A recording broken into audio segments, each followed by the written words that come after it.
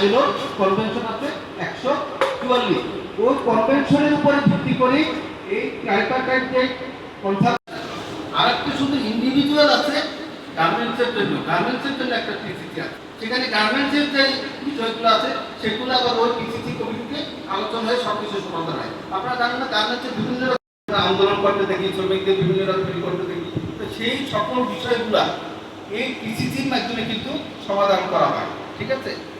এবং এটা মূলত বলা হয়েছে পিসিসিটা একটা প্রধান বডি, কিন্তু সরকার মালিক এবং শ্রমিকের কিন্তু একটা প্রধান বডিটা হচ্ছে পিসিসি।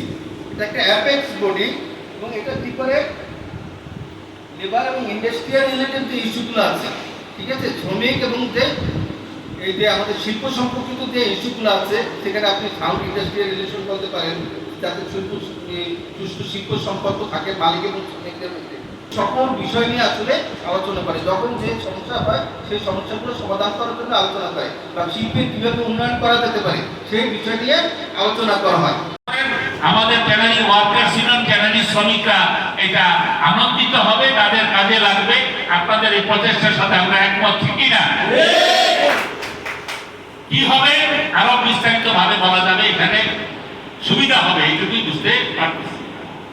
ওসি যতটুকু সম্ভব সরাসরি, যেমন আজকে একটা কংক্রিট কুতুবলিক প্রস্তাব আপনি নিয়ে আসলেন যেটা ট্যানারি ওয়ার্কার্সদের জন্য কাজে লাগবে। সুতরাং ওসির কাছে, আপনার কাছে, যেহেতু আপনি আমাদেরকে আপন মনে করেন, সেই হিসাবে দাবি অলরেডি আপনি বলছেন যে ওসি যেন মাঝে মধ্যে আমাদের এই সমস্ত বিষয়ে একটু প্রোগ্রামগুলা করে।